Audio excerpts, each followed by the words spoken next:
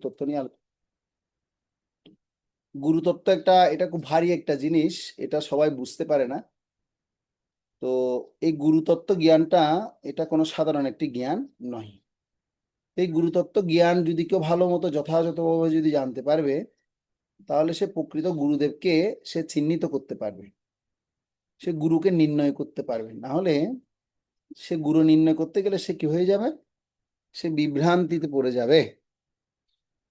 এই জন্য এই যে পারমার্থিক জীবন, আপনারা এক একজন এক একভাবে গুরুতত্ত্বের কথা বললেন। গুরু মানে কি সেটা যখন জিজ্ঞেস করেছি আপনারা বললেন। অ্যাকচুয়ালি গুরুদেব শব্দটার কথার অর্থ হচ্ছে তিনি হচ্ছেন একজন শিক্ষক। গুরু মানে কি, একজন শিক্ষক। তো যাকে বৈদিক ভাষায় বর্ণনা করা হয়, সংস্কৃত ভাষায় তাকে বলা হয় আচার্য। কি বলা হয়? আচার্য। তো আচার্য শব্দের অর্থ হচ্ছে যিনি নিজের জীবনে আচরণ করবেন এবং সে আচরণের শিক্ষা অন্যদের মাঝে কি করবেন, পরিবেশন করবেন। তো এই ধরনের ব্যক্তিদেরকে কি বলা হয়? শিক্ষক বা গুরু বা আচার্য বলা হয়। আমি যখন ভারতে দুটো ইউনিভার্সিটি পড়াশোনা করেছি। একটা ইউনিভার্সিটি যখন পড়াশোনা করছিলাম, তো ওখানে বিশেষ করে আহ, গুরুকে আচার্য বলে সম্বোধন করতাম, বলছে আচার্য। আমাদের আজকে গানের আচার্য হচ্ছেন উনি, ওনার কাছ থেকে আমরা এই বিষয়টা শিখব। আমাদের আজকে চিত্রকলার গুরু হচ্ছেন উনি, গুরু সম্রাট উনি, ওনার কাছ থেকে আমরা এই চিত্র প্রদর্শনী দেখব। তো ঠিক তেমনি আমরা আমাদের পারমার্থিক জীবনও এরকম একজন আচার্য বা গুরুর দরকার আছে, যিনি আমাকে শেখাবেন। কি শেখাবেন? তিনি আমাকে পারমার্থিক তত্ত্বজ্ঞান সম্পর্কে উপদেশ প্রদান করবেন। আর এই গুরুদেবের তাহলে ক্যারেক্টার বা চরিত্রটা কেমন হবেন, সে পারমার্থিক গুরুদেব সম্পর্কে আমরা আজকে আলোচনা করব। যেহেতু আমাদের এখন যে ক্লাস আমরা করছি এটা হচ্ছে পারমার্থিক ক্লাস বা আধ্যাত্মিক ক্লাস করছি, সে আধ্যাত্মিক ক্লাসে এখন আমরা আধ্যাত্মিক গুরুদেব কেমন হন, তিনি কত প্রকারের থাকেন, তার কাছে কিভাবে আমাকে সমর্পণ করা উচিত, শিষ্যের কি যোগ্যতা হওয়া দরকার, হুম, আর গুরুদেব তিনি কিভাবে প্রকৃত গুরুদেব বা সৎ গুরুদেব হন, এই সমস্ত বিষয়গুলো আমাদেরকে ভালো মতো করে আয়ত্ত করতে হবে, রপ্ত করতে হবে। যদি আমরা যথাযথভাবে সেটা রপ্ত করতে না পারি, তাহলে আমি বিভ্রান্তিতে পড়ে যাব। এই জন্য ইসকনে যদি কেউ দীক্ষা নিতে চায় বা কেউ যদি বৈষ্ণব ধর্মের সাথে যুক্ত হতে চায়, তো আমাদের ইসকন প্রেক্ষাপট থেকে একটা আইডিসি কোর্স করানো হয়, ইসকন শিষ্য প্রশিক্ষণ কোর্স। তো এখানে যারা দীক্ষিত, ইসকনে দীক্ষিত ভক্তরা আছেন বা আশ্রিত হয়েছেন বা অনেকে এখানে এই শিষ্য প্রশিক্ষণ কোর্সটা করেছেন, করলেও এই 4 দিনের ক্লাসে আপনাদের কতটুকুই বা মনে থাকে। এই জন্য আমাদের কি করা উচিত, এই শিষ্য প্রশিক্ষণ কোর্সটা যে শিক্ষা অর্থাৎ গুরুতত্ত্ব সম্পর্কে আমাদের সব সময় শোনা উচিত। কি করা উচিত? সব সময় শোনা উচিত। তো আপনারা চৈতন্য চরিতামৃতের নাম শুনেছেন। চৈতন্য চরিতামৃত হচ্ছে শ্রী চৈতন্য মহাপ্রভুর জীবনী সম্পর্কিত তার বাল্যলীলার পরবর্তী আলোচনা সমূহ কোথায় আছে? চৈতন্য চরিতামৃতে লিপিবদ্ধ আছে। তো সেজন্য এই চৈতন্য চরিতামৃতের আপনারা পঞ্চম পরিচ্ছেদ এবং ষষ্ঠ পরিচ্ছেদ যখন আপনারা করবেন, দেখতে পাবেন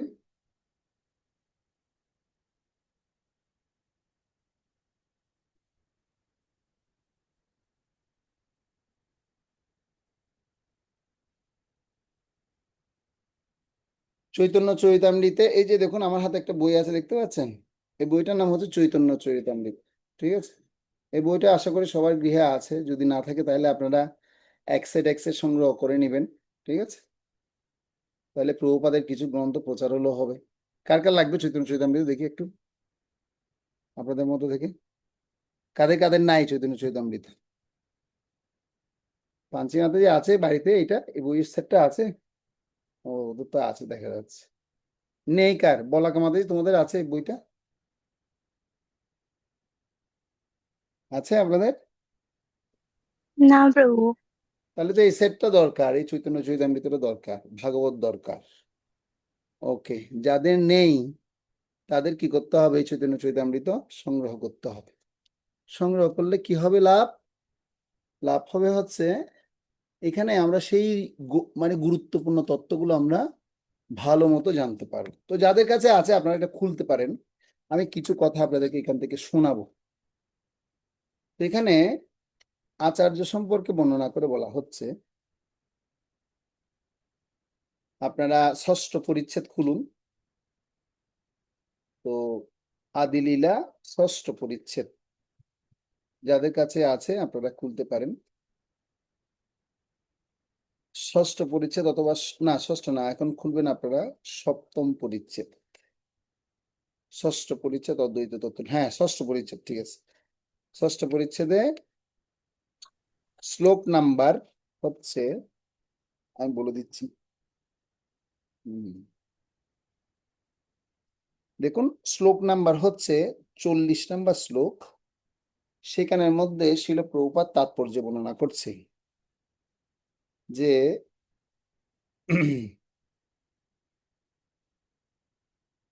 ব্রহ্ম হচ্ছেন পরব্রহ্ম বিষ্ণুর শিষ্য, তার শিষ্য হচ্ছেন নারদ, নারদের শিষ্য হচ্ছেন ব্যাসদেব, ব্যাসদেবের শিষ্য হচ্ছেন শুকদেব গোস্বামী বা মাধবাচার্য, পদ্মনাভ আচার্য হচ্ছেন মাধবাচার্যের শিষ্য এবং নরহরি হচ্ছেন পদ্মনাভ আচার্যের শিষ্য, মাধব হচ্ছেন নরহরির শিষ্য, অক্ষোভ্য মাধবের শিষ্য হচ্ছে অক্ষোভ্য মাধবের শিষ্য, জয়তীর্থ অক্ষোভ্যের শিষ্য এবং জয়তীর্থের শিষ্য হচ্ছে জ্ঞান সিন্ধু এবং তার শিষ্য মহানিধি, মহানিধির শিষ্য বিদ্যানিধি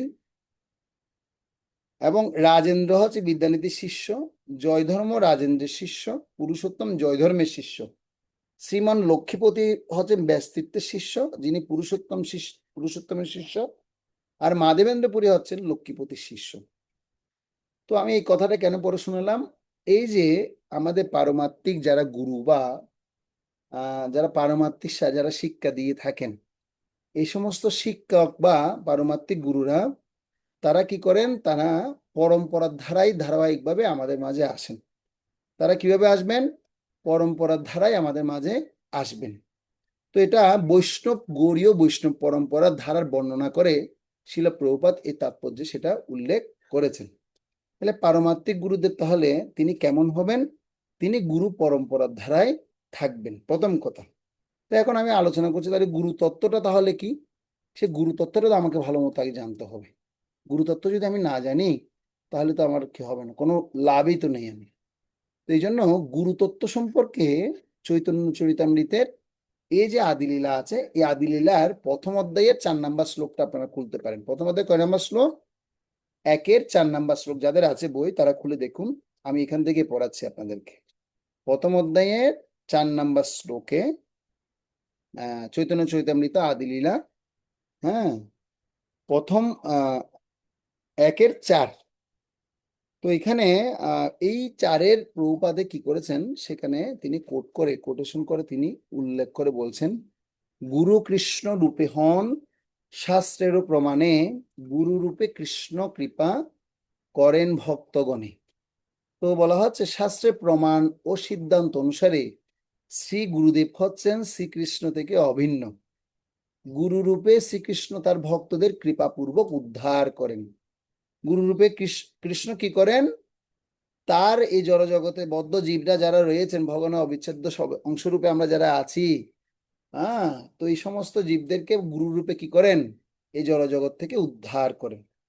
তো আমরা জড়জগতে কিরকম দুঃখ কষ্টে আছি নেই সেগুলো আমরা পূর্বে অনেকগুলো ক্লাসে আমরা ধারাবাহিক আলোচনা করেছি। তো এই জন্য চৈতন্য চরিতামৃতের এই লেকচারে প্রভুপাদ বললেন যে শ্রী গুরুদেবের সঙ্গে শিষ্যের সম্পর্কটা হচ্ছে ঠিক পরমেশ্বর ভগবানের সাথে, পরমেশ্বর ভগবানের সাথে তার শিষ্যের সম্পর্কের মানে পরমেশ্বর ভগবানের সাথে তার সম্পর্কের মতো। শ্রী গুরুদেবের সঙ্গে শিষ্য সম্পর্ক আছে ঠিক পরমেশ্বর ভগবানের সাথে সম্পর্কের মতো। অর্থাৎ ভগবানকে দর্শন করে আপনি যেভাবে সম্পর্ক স্থাপন করতে পারেন, গুরুদেবের সঙ্গে শিষ্যের সম্পর্কটা হচ্ছে ঠিক ওই রকমই।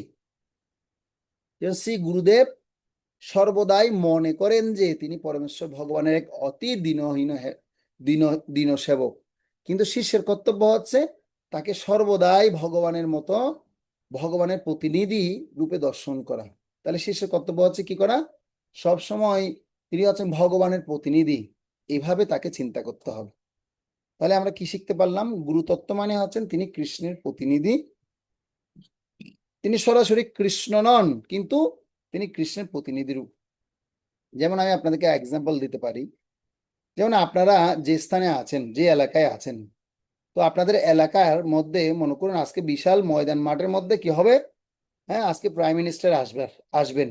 তো এই জন্য আপনারা সবাই মানে কি করছেন, মানে হই হই করে আপনারা সেখানে সবাই মানে সেই জনসমাগমে গেলেন, কেন প্রাইম মিনিস্টার তিনি আসবেন।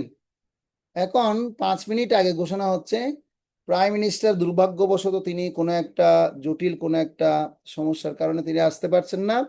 তিনি তার বদলে তিনি কি করছেন, হোম মিনিস্ট্রিকে পাঠাচ্ছেন। কাকে পাঠাচ্ছেন? হোম মিনিস্ট্রিকে বা স্বরাষ্ট্রমন্ত্রীকে তিনি পাঠাচ্ছেন। তো এই জন্য মানে এখন আজকে আমাদের মাঝে সেই প্রধান মন্ত্রী আসতে পারছেন না। তো এই কথা বলার পরে এখন মানুষের কি মন এখন কি হয়ে যাচ্ছে, সেটা মন কি খারাপ হয়ে যাওয়ার কথা? খারাপ হয়ে যাবে কি যাবে না বলুন আপনারা? মানুষের মন খারাপ হবে কি হবে না? কারা কারা মনে করেন যে তিনি আসতে পারছেন না, তার তার বদলে তিনি কি করছেন, একজন তার একদম বিশ্বস্ত ভাজন স্বরাষ্ট্রমন্ত্রীকে পাঠাচ্ছেন? তো এই ক্ষেত্রে মন খারাপ হবে কি হবে না, কার কার মন খারাপ হবে বলুন? কথাটা ভালো মতো বুঝতে পেরেছেন আপনারা কি বলছি? মানে একটা অনুষ্ঠান হচ্ছে আপনাদের এলাকায়, বড় বিশাল জনসমাগম হবে।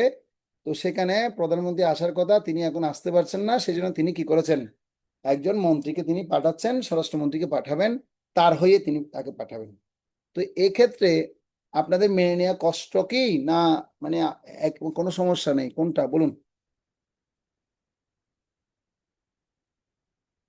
হরে কৃষ্ণ প্রভু, বলবো আমি একটু। হ্যাঁ বলুন। হ্যাঁ, এক্ষেত্রে মন খারাপ হবে সরাসরি প্রধানমন্ত্রীকে দেখতে পাচ্ছি না বলে, কিন্তু তার প্রতিনিধি আসছেন বলে তাকে আমরা গ্রহণ করব, তার কথা শুনবো। গ্রহণ আমার করবো তো এটা মনে তাহলে? হয়।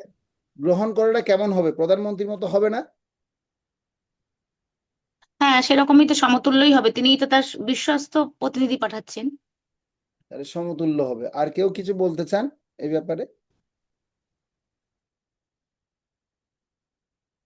এই ব্যাপারে আর কেউ কিছু বলতে চান? উত্তরা বলো, কি ঠিক হবে?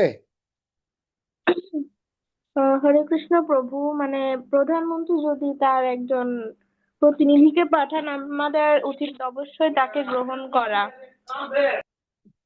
তো গ্রহণ করব ঠিক আছে বলছি, তো তাকে কি আমি সেই প্রধানমন্ত্রীকে প্রধানমন্ত্রী বলে মনে করব?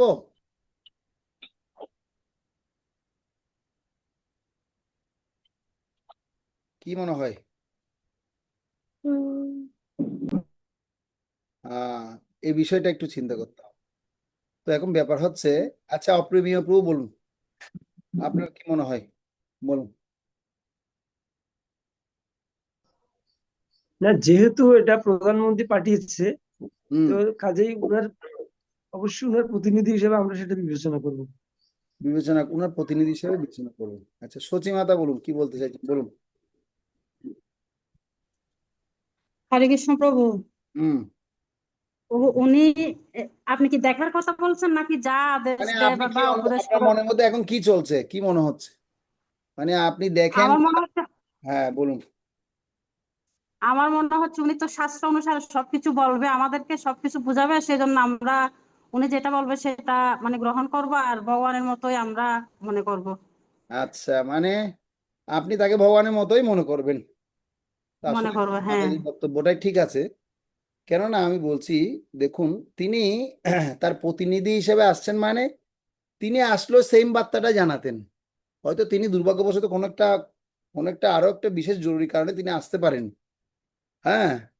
তো তিনি কিন্তু যেহেতু তার ভগবানের তিনি যেহেতু প্রধানমন্ত্রী প্রতিনিধি হিসেবে আসছেন, প্রধানমন্ত্রী যা বার্তা আছে সেই বার্তাটাকে তিনি অ্যাজ ইট ইজ সেখানে কি করবেন, সেখানে পরিবেশন করবেন।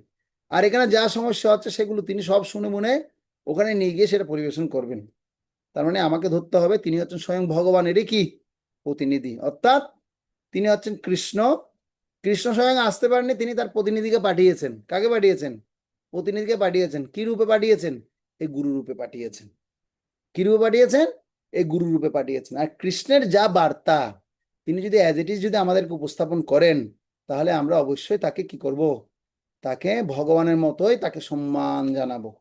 তাকে কি করবো, ভগবানের মতো সম্মান জানাবো। কিন্তু তিনি ভগবান বলে আবার মানে কি করব না, মানে মানে তিনি তিনি ভগবানের প্রতিনিধি, মানে ভগবানের মতোই তাকে আমাকে কি করতে হবে, সম্মান করতে হবে। আর তিনি যিনি আসবেন তিনি কি নিজেকে বলবেন আমি প্রধানমন্ত্রী? বলবেন? বলবেন কি কখনো? না, তিনি এটা বলবেন না। তিনি বলবেন হচ্ছে আমি হচ্ছে ভগবানের প্রতিনিধি। আমি কার প্রতিনিধি? আমি কৃষ্ণের প্রতিনিধি হিসেবে আসছি আপনাকে প্রতিনিধিত্ব করতে। এই জন্য বলা হচ্ছে এই যে যিনি প্রতিনিধি হিসেবে, গুরু হিসেবে যিনি আসবেন, তো গুরু শব্দের অর্থ আমি প্রথমে বলেছি যে আচার্য বা শিক্ষক। সে সম্পর্কে শ্রীমদ্ ভাগবতমের একাদশ স্কন্ধের 17 অধ্যায়ের 27 নম্বর শ্লোকে একটা সুন্দর শ্লোক বর্ণনা করছে। কত অধ্যায়ের? একাদশ স্কন্ধের 17 অধ্যায়ের 27 নম্বর শ্লোকে কি বলছে? আচার্যমাম বীজানিয়ান্ন ববন্নতে করহিচিত ন মর্ত বুদ্ধা সুয়তে সর্ব দেব ময় গুরু। অর্থাৎ আচার্যকে আমার থেকে অভিন্ন বলে মনে করা উচিত। মানে এই গুরুদেবকে, এই শিক্ষককে আমাকে কি করা উচিত? হ্যাঁ, মানে অনেক গুরুত্ব দেওয়া উচিত, অনেক গুরুত্ব দিতে হবে। আমার থেকে অভিন্ন তাকে ধরে রাখতে হবে। হ্যাঁ, তো এবং তাকে কখনো কোনোভাবেই কখনো তাকে কি করা উচিত নয়, অশ্রদ্ধা করা যাবে না। তাকে একজন সাধারণ মানুষ বলে মনে করে তার প্রতি ঈর্ষান্বিত হওয়াও যাবে না।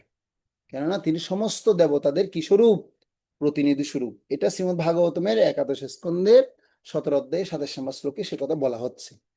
তাহলে এখন কথা হচ্ছে যদি কেউ তার আধ্যাত্মিক গুরুদেবকে সাধারণ মানুষ বলে মনে করে, তাহলে তার তো সর্বনাশ অনিবার্য হবে। কিভাবে সর্বনাশ অনিবার্য হবে? শিল প্রভুপাদ এই সম্পর্কে তিনি একটা শ্রীমদ্ ভাগবতমের 7ম স্কন্ধের 15 অধ্যায়ে 26 নম্বর শ্লোকের তাৎপর্য তিনি ব্যাখ্যা করে বলছে। কি বলছে জানেন? শ্রী গুরুদেবকে ভগবানের মতোই শ্রদ্ধা করা উপদেশ দেয়া হচ্ছে। তো আমরা যেরকম মঙ্গল আরতিতে গাই প্রতিদিন, সাক্ষাৎ দরিত্রেন সমস্ত শাস্ত্রই রুক্তস্তথা ভাববত এব সদ্বি কিন্তু প্রবর্জ প্রিয় এব তস্য বন্দে গুরুশ্রী চরণার বৃন্দম। আমরা সবসময় প্রতিদিন আমরা সেটা গাইছি। অর্থাৎ তো এই সাক্ষাৎ দরিদ্র সমস্ত শাস্ত্রের কথার অর্থ হচ্ছে কি? সমস্ত শাস্ত্রে সেই নির্দেশ দেওয়া হচ্ছে আচার্য মাম বিজানিয়াত, অর্থাৎ আচার্যকে ভগবানের মতোই কি করতে হবে? ভগবানের মতোই সম্মান প্রদর্শন করতে হবে। ভগবানকে যেভাবে আমরা সম্মান দিই, এরকম গুরুদেবকেও ভগবানের মতোই সম্মান করার কথা বলছে। কারণ তিনি কোনো সাধারণ মানুষ নন, তিনি হচ্ছেন স্বয়ং ভগবানেরই কি প্রতিনিধি। তো এই জন্য তার চরিত্র সম্পর্কে প্রভুপাদ আরেকটা এক্সাম্পল দিয়ে বলছে। আপনারা দেখবেন ডাক পিয়ান তো সবাই জানেন, ডাক পিয়ান তো সবাই চিনেন না? ডাক পিয়ান চিনেন তো সবাই? আশা করি ডাক পিয়নকে সবাই চিনেন। ডাক পিয়ন কি করে? ডাক পিয়নের কাজ কি? দেখি কে বলতে পারবে, দেখি হাত তোল, বলাকে বলো কি কাজ ডাক পিয়নের? পোস্টম্যানের কি কাজ? বলাকে মাতাজি বলুন। প্রভু, চিঠি মানে চিঠিটাকে যে যার কাছে সেটা যথাযথ পৌঁছে দেওয়া। হ্যাঁ, বুঝিনি, কি বললেন? চিঠিটাকে যার কাছে দেওয়ার যথাযথ পৌঁছে দেওয়া, মানে বিনা কিছু চেঞ্জ চিঠিটা না করে। যাচ্ছি তাকে যথাযথভাবে পৌঁছে দেয়া। তো ডাক পিয়ন কি সে খুলে দেখবেন না ওখানে কি আছে, কি টাকা পয়সা আছে, কি না, একটু দেখি? দেখবেন? দেখবেন না। তাহলে সে না, অ্যাজ ইট ইজ যেরকম কপি পেয়েছে, সে অ্যাজ ইট ইজ খামটা সে কি করবে? সে পার্সেলটা নিয়ে ওনাকে দিয়ে দিবে, এই আপনার পার্সেল আসছে, নিন নিন, আপনি এটা নিয়ে নিন। তো গুরুদেব হচ্ছেন ঠিক ওই রকমই। কিরকম? তিনি ভগবান যা বার্তা দিয়েছেন অ্যাজ ইট ইজ বার্তা তিনি কি করবেন? অ্যাজ ইট ইজ বার্তা তিনি এই জগতে প্রদান করবেন। তিনি কখনো মন গড়া নিজের মতো কোনো কিছু ওখান থেকে বাদ দিবেন না, কিছু যোগও করবেন না। তিনি কি করবেন? ভগবান যা বলেছেন সে কথাটাই তিনি সরাসরি কি করবেন? এই জগতে নিয়ে আসবেন। তো প্রভুপাদ এই কথা বলছেন। তিনি হচ্ছেন একজন ডাকপিয়ন যদি আমাদেরকে 100 টাকা দিয়ে যায়, হ্যাঁ, আমরা তো কখনো মনে করি না যে ডাকপিয়ন আমাদের 100 টাকা দিয়ে গেছেন। সেই টাকাটা হয়তো কোনো বন্ধু পাঠিয়েছে, বা তার ডাকপিয়ন সে টাকাটা কোনো যোগ বিয়োগ না করে অক্ষত অবস্থা আমাদের কাছে পৌঁছে দিয়েছেন। এটাই ডাকপিয়নের দক্ষতা, যে সে অক্ষত অবস্থায় ঠিক যেমনটি আমার বন্ধু পাঠিয়েছিল, ঠিক তেমনি আমার বন্ধু হয়ে আমার কাছে 100 টাকা পৌঁছে দিয়েছেন। এটি হচ্ছে তার সম্পূর্ণতা। একজন ডাকপিয়ন হিসেবে সে হয়তো অনেকভাবে সম্পূর্ণ নন, তবে তিনি নিজের কাজটা যেহেতু উনি নিখুঁতভাবে করেন, তাই তিনি নিজেও হচ্ছেন নিখুঁত ব্যক্তি। তো শিল প্রভুপাদ এটি বেশ পূজায় তিনি নববৃন্দাবনে 2রা সেপ্টেম্বর 1977 সালের একটা লেটারের মধ্যে কথা তিনি বলেছেন। ঠিক আছে।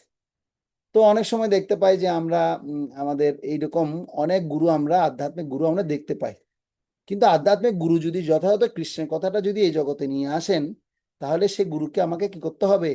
যথাযথ সম্মান মর্যাদা প্রদর্শন করতে হবে। যদি যথাযথ মর্যাদা সম্মান যদি তাকে প্রদর্শন করতে না পারি, তাহলে কি হবে? তাহলে মানে আমার মধ্যে তার যে প্রকৃত স্বরূপটা সেটা আমি উপলব্ধি করতে পারবো। তো হয়তো অনেক সময় দেখা যায় কি, সে গুরুদেবের কিছু যোগ্যতা কম হতে পারে, কম গুণসম্পন্ন হতে পারে, বা তিনি মুক্ত পুরুষ হতে নাও পারে। অর্থাৎ মুক্ত পুরুষ মানে কি, এই জড় জগতে দুই প্রকারের জীব আছে, একটা হচ্ছে বদ্ধ জীব আর একটা হচ্ছে মুক্ত জীব। তো বদ্ধ জীব কি? বদ্ধ জীব হচ্ছে আমরা। বদ্ধ জীব কারা? আমরা। আর যারা মুক্ত জীব, সেই মুক্ত জীবরা হচ্ছেন তারা ভগবত ধাম থেকে স্বয়ং এই জগতে আসেন, এসে আমাদেরকে এই পারমাত্মিক জ্ঞান প্রদানের মাধ্যম দিয়ে তারা এই জগৎ থেকে আমাদেরকে কি করেন? উদ্ধার করেন। তো এখন কথা হতে পারে, প্রভু তাহলে বদ্ধ জীব তাহলে আপনার আহ তারা কি গুরু হতে পারেন? তো কথা আনসার হচ্ছে হ্যাঁ, তারাও গুরু হতে পারেন। কিভাবে গুরু হতে পারেন? তারা যখন বদ্ধজীব যখন এই পারমাত্মিক কোনো সদ্গুরুদেবের সংস্পর্শ যখন লাভ করবে, তখন সে সাধন ভক্তি অনুশীলন করবে। সে কি কি ভক্তি অনুশীলন করবে? সাধন ভক্তি অনুশীলন করবে। তখন সে সাধনা করতে করতে তখন সে একটা পর্যায়ে সাধন সিদ্ধ হবেন। তখন তিনি কি হবেন? সাধন সিদ্ধ হবেন। এবং সাধন সিদ্ধ হয়ে তখন তিনি মুক্ত পুরুষের ন্যায় আচরণ করতে করতে পারেন। পারেন মানে হচ্ছে তার যখন হৃদয়ের বদ্ধতা যখন দূরীভূত হয়ে যায়, সে সাধনা করতে করতে তার হৃদয় যখন পরিশুদ্ধ হয়ে যায়, তখন সেও কি হতে পারেন? এরকম কৃষ্ণ তত্ত্ববেত্তা হতে পারেন।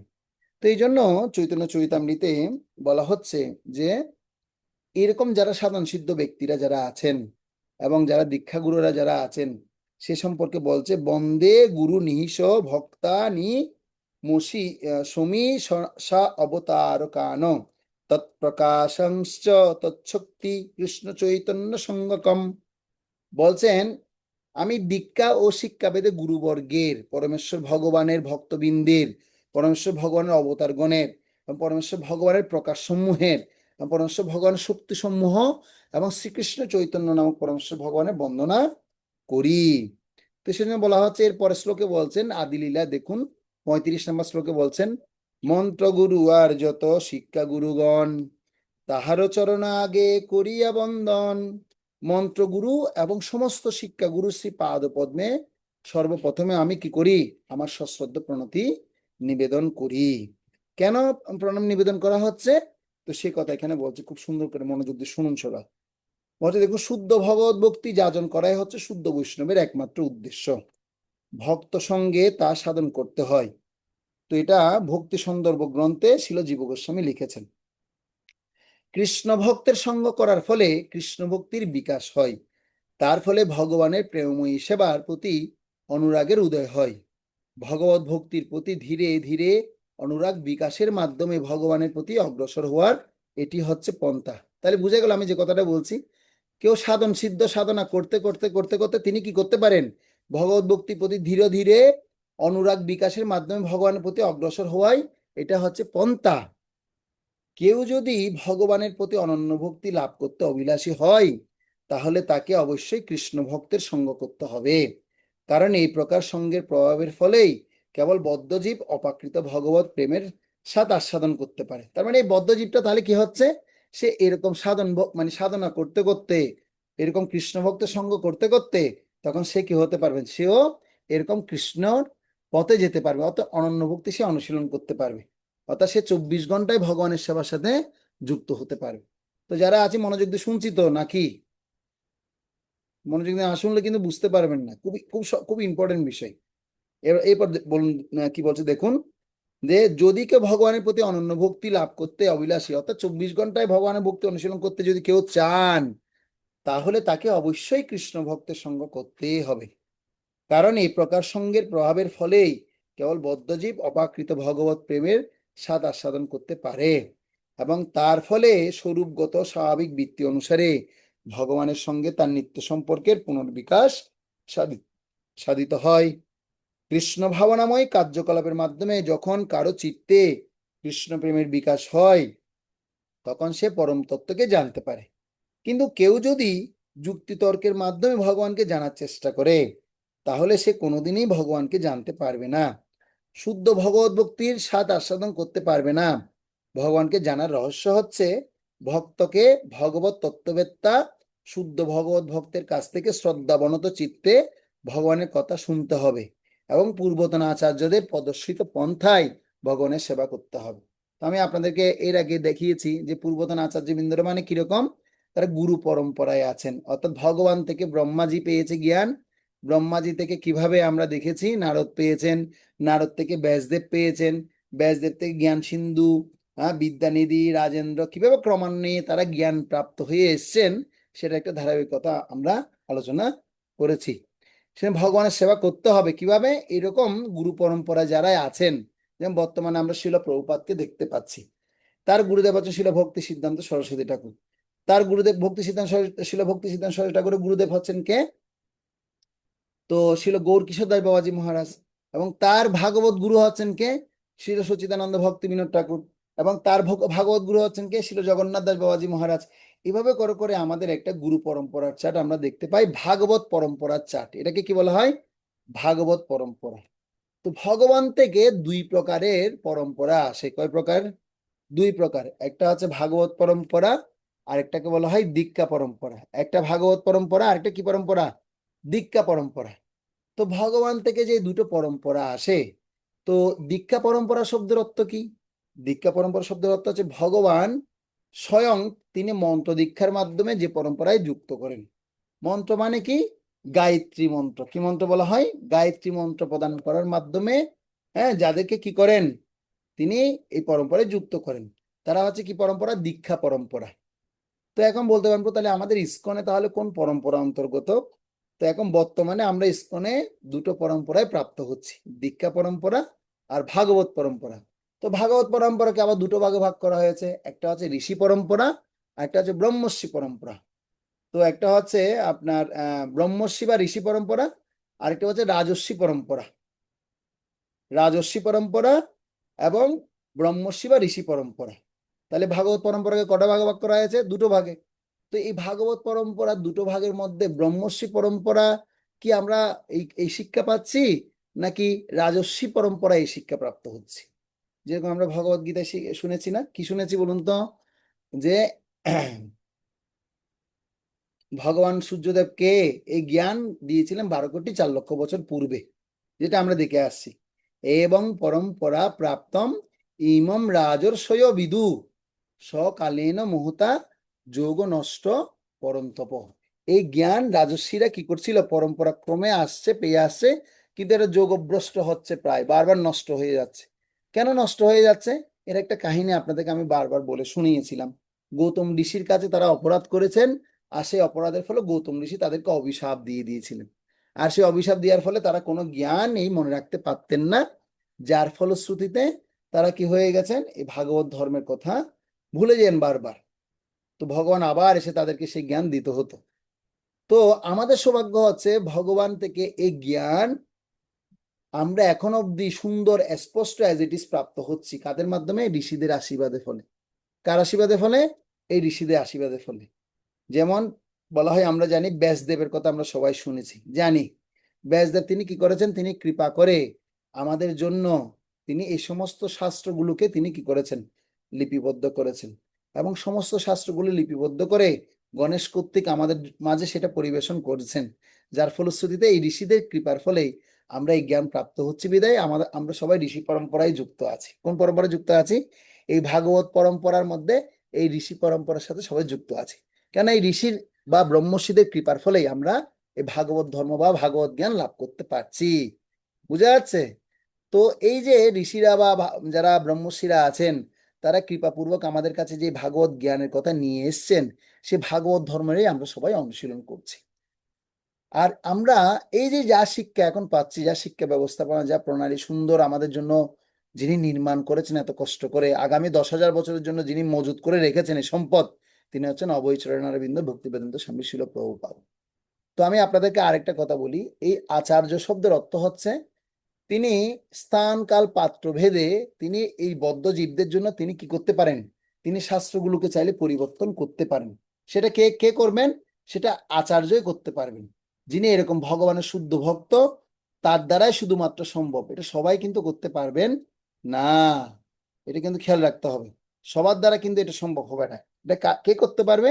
এটা একমাত্র ভগবানের শুদ্ধ ভক্তই করতে পারবে। তো যিনি এরকম ভগবানের শুদ্ধ ভক্তের কাছে এরকম তার জ্ঞান যখন শুনবেন, যেমন আমরা শিল প্রভুপাদের কাছ থেকে শুনছি, শুদ্ধ ভগবত ভক্তির স্বাদ আস্বাদন করতে আমরা পারবো যদি আমরা এই পন্থা লিখে থাকি।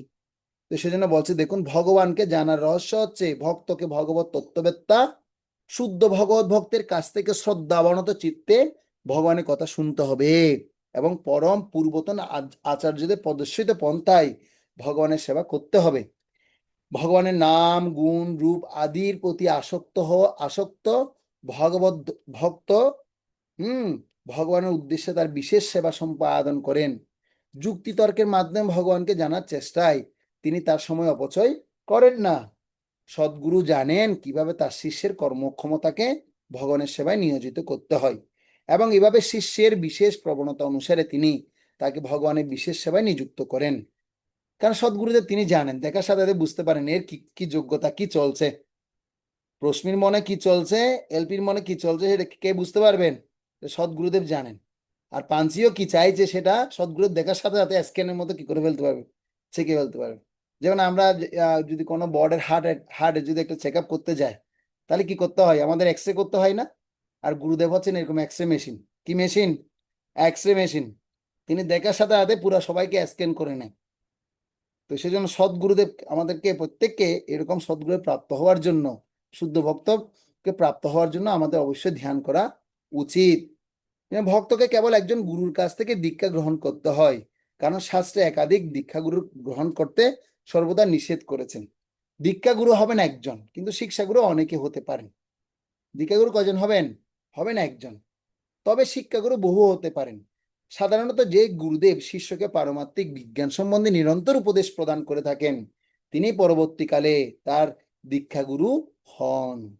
আমাদের সর্বদা মনে রাখতে হবে যে আমরা যদি সদ্গুরুর শরণাগত হয়ে তার কাছ থেকে দীক্ষা গ্রহণ না করি, তাহলে আমাদের ভাগবত ধর্মে ফিরে যাওয়ার সব রকম প্রচেষ্টা ব্যর্থ হবে। তাহলে আমরা এখন কোন পরম্পরায় আছি? ভাগবত পরম্পরায় আছি, ভাগবত ধর্মে আছি। কেননা এখন তো ভগবান তো সরাসরি আমাদেরকে এসে মন্ত্র দীক্ষা দিবেন না। নাকি আপনারা কেউ পেয়েছেন এরকম ভগবান থেকে সরাসরি মন্ত্র দীক্ষা? কারা কারা পেয়েছেন? দেখি হাত তুলুন তো। পেয়েছেন কেউ? আমার ওইরকম যোগ্যতা নাই। এখন পুরোটা হৃদয়টা কাম ক্রোধ লোভে মৎসর্যে ভরপুর। হৃদয়টা আমার শুদ্ধ না। আমি অনন্য ভক্তি তো করছি না। যদি অনন্য ভক্তি করতাম তাহলে ভগবান স্বয়ং এসে আমাকে সব মন্ত্র সব শিখিয়ে দিত। কিন্তু এখন আমাকে কি করতে হবে? এই শুদ্ধ হওয়ার জন্য আমাকে, যিনি শুদ্ধ ভক্ত, যিনি ভগবানের এরকম শুদ্ধ ভক্তি অনুশীলন করে শুদ্ধতা লাভ করেছেন, সেই শুদ্ধ ভক্তের সংস্পর্শে আমার আসতে হবে। যেমন শিল প্রভুপাদের যারা আমরা যখন সবার সান্নিধ্যে থাকবো, শিল প্রভুপাদের পদাশ্রয়ে যখন আমরা আছি, এই শিল প্রভুপাদের এই শুদ্ধতার কথা শুনতে শুনতে আমরা কি করতে পারছি? আমাদের চেতনাকে শুদ্ধ করার জন্য চেষ্টা করছি না? আগে যে পন্থায় ছিলাম আর এখন কি আমাদের সেই পন্থার মধ্যে পার্থক্য তৈরি হচ্ছে কি হচ্ছে না? আমরা বুঝতে পারছি তো জড়জাগতিক মানুষগুলো কেমন আর আধ্যাত্মিক মানুষগুলো কেমন চেনা যাচ্ছে। তো তো এটা আরো যত বেশি গভীরভাবে অনুশীলন করা যাবে, তত আমরা কি করতে পারবো? সেটা চিনতে পারবো। যদি গভীরভাবে অনুশীলন না করি তাহলে সেটা সম্ভব না। কেউ যদি কেউ কি করে, কি বলা হচ্ছে, না ঠিক আছে জব করতে হবে, করছি, এরকম না। খুব ভালো মতো বলে শুনে প্রতিদিনের কার্যক্রম যখন কেউ করবে, সাধন ভক্তির অনুশীলনের পন্থাগুলো ভালো মতো যখন অনুশীলন করবে, তখনই তিনি এই সদ্গুরুদেবের তত্ত্বগুলোকে হৃদয়ঙ্গম করতে পারবে। না হলে কিন্তু পারবে না। এরপর বলছে দেখুন, আমাদের সর্বদাই মনে রাখতে হবে যে আমরা যদি সদ্গুরু শরণাগত হইয়ে তার কাছ থেকে দীক্ষা গ্রহণ না করি, তাহলে আমাদের ভগবত ধামে ফিরে যাওয়ার সব রকম প্রচেষ্টা ব্যর্থ হবে। সেজন্য সদ্গুরুদেব অবশ্যই দরকার। ঠিক আছে? যথাযথভাবে সদ্গুরুর কাছ থেকে দীক্ষিত না হইয়ে কেউ নিজেকে মহান ভক্ত বলে জাহির করার চেষ্টা করতে পারে, কিন্তু প্রকৃতপক্ষে পারমাত্মিক উপলব্ধির পথে তাকে বহু বাধা বিপত্তির সম্মুখীন হতে হবে। তার ফলে তার ভব যন্ত্রণা প্রশমিত না হয়ে ক্রমাগত বর্ধিত হতেই থাকবে। সাবধান, সাবধান দেওয়া হচ্ছে। যদি যথাযথ সদ্গুরুদেবের কাছ থেকে যদি দীক্ষা যদি না নেওয়া হয়, তাহলে এই জড়জগতে ভব বন্ধন থেকে সে মুক্ত হতেই পারবে না। আর এই জড়জগতে বন্ধনে কি হয়ে যাবে, সে আরো বেশি আবদ্ধ হয়ে যাবে। এই জন্য খুব সাবধান থাকতে হবে। এই ধরনের অসহায় মানুষদের হালবিহীন নৌকার সঙ্গে তুলনা করা হচ্ছে। কি বিহীন? হালবিহীন নৌকা। তো কি করা হচ্ছে দেখুন, কেননা সেই নৌকা কখনোই তার গন্তব্যস্থলে পৌঁছাতে পারে না। তাই শাস্ত্র নির্দেশ দেওয়া হয়েছে যে যদি কেউ পরমেশ্বর ভগবান শ্রীকৃষ্ণের কৃপা লাভ করতে অভিলাষী হয়, তাহলে তাকে অবশ্যই সদ্গুরু শরণাগত হতে হবে। সদ্গুরু সেবা না করে কখনোই পারমার্থিক জীবনে অগ্রসর হওয়া যায় না। সরাসরি ভাবে সদ্গুরু সেবা করার সুযোগ পাওয়া না গেলে ভক্তের কর্তব্য হচ্ছে সর্বদা তার নির্দেশ পালন করার মাধ্যমে তার সেবা করা। যদি কেউ যদি সরাসরি এরকম সদ্গুরুদেব যদি না পায়, সদ্গুরুদেবকে যদি সেবা করতে না পারে, তাহলে তার উচিত হচ্ছে কি করতে হবে? তাকে অবশ্যই তার বাণী সেবার মাধ্যমে তাকে সন্তুষ্ট করতে হবে। যেমন আমরা শিল প্রভুপাদকে এখন কেউ প্রাপ্ত হচ্ছি না, কিন্তু তার বাণীর মাধ্যমে আমরা কি হচ্ছে, তাকে প্রাপ্ত হচ্ছি। তো তার বাণীর মাধ্যমে আমরা তাকে এখন দর্শন করতে পারছি, প্রভুপাদকে আমরা অনুভব করতে পারছি। এবং তার বাণীগুলোকে আমাদেরকে মাঝে তার শিষ্যবৃন্দরা কি করছেন, যারা এক একজন বড় বড় সদ্গুরুদেব হয়েছেন, তো তারা আমাদের মাঝে এই বদ্ধ জীবদেরকে উদ্ধার করার জন্য তারা চেষ্টা করছেন। এবার বলছে দেখুন, সদ্গুরু সেবা না করে কখনোই পারমার্থিক জীবনে অগ্রসর হওয়া যায় না। সরাসরি ভাবে সদ্গুরু সেবা করার সুযোগ পাওয়া না গেলে ভক্তের কর্তব্য হচ্ছে সর্বদা তার নির্দেশ পালন করার মাধ্যমে তার সেবা করা। গুরুদেবের বাণী এবং বপুর মধ্যে কোনো পার্থক্য নেই, তাই তার অনুপস্থিতিতে তার বাণী শিষ্যের পরম পাথেয় হওয়া উচিত।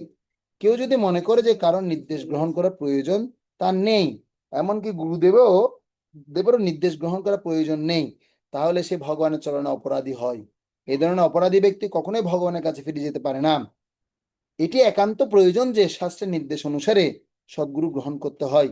শিল জীব গোস্বামী উপদেশ দিয়েছেন বংশানুক্রমিক ভাবে সামাজিক প্রথার বশবর্তী হয়ে কুলগুরু গ্রহণ না করতে। পারমার্থিক জীবনে যথাযথভাবে অগ্রসর হওয়ার জন্য সদ্গুরুর অনুসন্ধান করা অবশ্যই কর্তব্য। তো এখন কথা আছে, তাহলে এবার সদ্গুরুদেব তাহলে আমি এবার কিভাবে পাবো?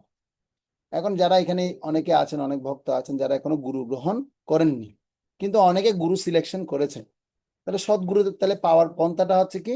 প্রথম পন্থা হচ্ছে আমাকে আমার হৃদয়ের মধ্যে যে গুরুদেব আছেন চৈত গুরুর কাছে প্রার্থনা করতে হবে। কার কাছে প্রার্থনা করতে হবে? চৈত গুরু।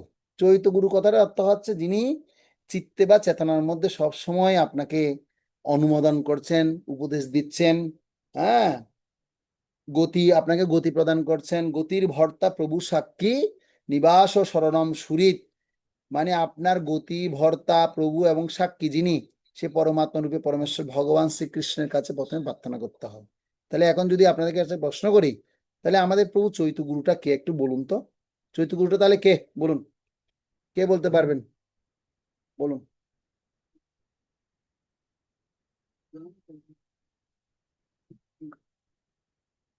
কে? হরে কৃষ্ণ প্রভু, কৃষ্ণ, হ্যাঁ, ভগবান কৃষ্ণ। কৃষ্ণ হচ্ছেন আমাদের প্রত্যেকেরই হচ্ছে কি গুরু? চৈত গুরু। তো সেজন্য এই কৃষ্ণের কথা আগে শুনতে হবে। কিভাবে শুনবো? তাহলে আমি তো কৃষ্ণ কথা শুনতে পাই না। তো সেজন্য এই কৃষ্ণের যে শক্তি, গুরু তত্ত্বটা কি একটু করে ভালো মতো জানতে হবে। তো কৃষ্ণ কি করেছেন, তিনি প্রথম তার প্রকাশ হচ্ছে বলরাম।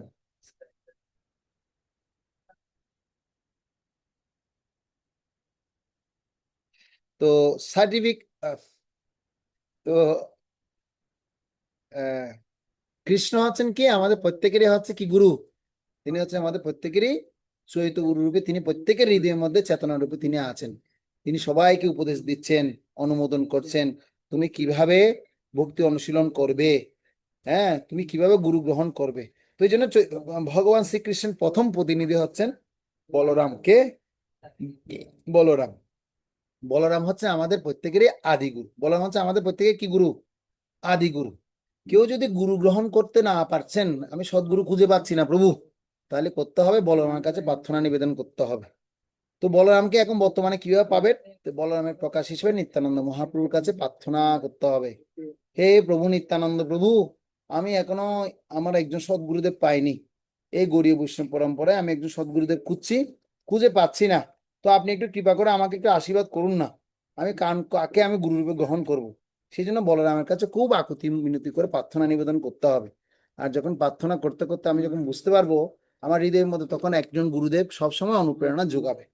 এবং আমাকে বুঝতে হবে সেই গুরুদেবের সান্নিধ্যকে আমি সবসময় পাবো কিনা, তার নির্দেশ উপদেশকে আমি সবসময় পাবো কিনা, তার প্রতিনিধির সাথে কি আমি সবসময় থাকতে পারবো কিনা, এরকম ভাবে আপনাকে গুরু নির্ধারণ করতে হবে। আর সেই সদ্গুরুদেব যিনি হবেন, তাহলে এবার আমার প্রথম এবার কথা আসছে যে সদ্গুরুদেব তাহলে তিনি কেমন হবেন, তার যোগ্যতা কেমন হবে, তিনি কেমন ভাবে চলাফেরা করবেন, তিনি কি কোনো অদ্ভুত ব্যক্তি, নাকি তার কোনো আশ্চর্য কোনো চরিত্র আছে, না তিনি কোনো সাধারণ মানুষের মতো, তার বৈশিষ্ট্য বা কি, এই সদ্গুরুদেবের বৈশিষ্ট্যটা একটু ভালো মতো প্রত্যেককে জানতে হবে। তো আমরা জানি যে আমাদের এই সদ্গুরুদেবের যোগ্যতা সম্পর্কে বলা হচ্ছে যে তিনি কেমন হবেন, তিনি গুরু পরম্পরায় থাকবেন এবং পরম্পরা প্রাপ্তম ইমম রাজসয় বিদু সকালীন মুহূর্তা যোগনষ্ট পরন্তপ, আমরা যে বলছি যে তিনি এই গুরু পরম্পরার ধারায় তিনি কি থাকবে, এবং পরম্পরা প্রাপ্তম, ব্রহ্মাজি থেকে যে জ্ঞান প্রভাবিত হয়ে এসছে, ব্রহ্মা থেকে নারদ, নারদ থেকে ব্যাসদেব, ব্যাসদেব থেকে এভাবে ক্রমান্বয়ে যে গুরু পরম্পরা ধারা আমরা প্রাপ্ত হচ্ছি জ্ঞান। তো এই গুরু পরম্পরা চার্ট আপনারা পাবেন কোথায় পাবেন, ভগবত গীতায় প্রথম শ্লোকের সামনে দেখবেন আপনারা, ভগবত গীতার প্রথম শ্লোকের সামনে সে পরম্পরার চার্ট আছে। তো এই যে পরম্পরা আসছে, তিনি প্রথম গুণ হচ্ছে তিনি গুরু পরম্পরার ধারায় থাকবেন। প্রথম গুণ কি, তিনি গুরু পরম্পরার ধারায় থাকবেন। দ্বিতীয় হচ্ছে তিনি কৃষ্ণ তত্ত্ববেত্তা হবেন। কি তত্ত্ববেত্তা হবেন, অন্য কোনো তত্ত্ববেত্তা না, তিনি কৃষ্ণ তত্ত্ববেত্তা বিজ্ঞান, তিনি বিজ্ঞানী হবেন, কৃষ্ণ তত্ত্ববেত্তা হবেন। শ্রী চৈতন্য মহাপ্রভু বলছে যে কৃষ্ণ তত্ত্ববেত্তা সেই গুরু হয়। যিনি কৃষ্ণ তত্ত্ববেত্তা হবে সেই কিন্তু গুরু হতে পারবে, সবাই পারবে না কিন্তু।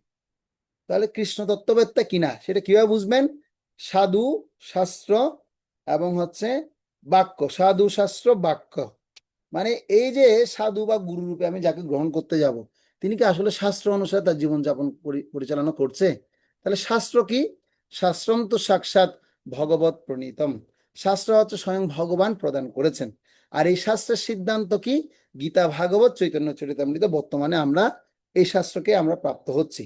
আপনি যদি বৈদিক সাহিত্যে 100 কোটি শ্লোক যদি খুঁজতে যান, তাহলে আপনি বিভ্রান্তিতে পড়ে যাবেন। এই জন্য কলিযুগের জন্য আমাদের যুগধর্ম হিসেবে হরিনামকে বেছে নির্ধারণ করা হয়েছে, আর শাস্ত্র হিসেবে গীতা, ভাগবত এবং চৈতন্য চরিতামৃতকে নির্মাণ করা হয়েছে।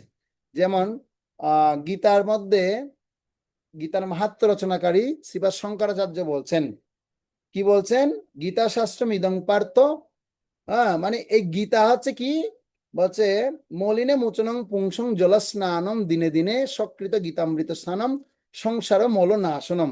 যদি এই সংসার থেকে আমি যদি মল নাশ করতে চাই, তাহলে আমাকে মলিনে মোচনং পুংসং জল স্নানম দিনে দিনে, প্রতিদিন আমাকে গীতার জলে কি করতে হবে, এই পবিত্র গীতার জলে স্নান করতে হবে।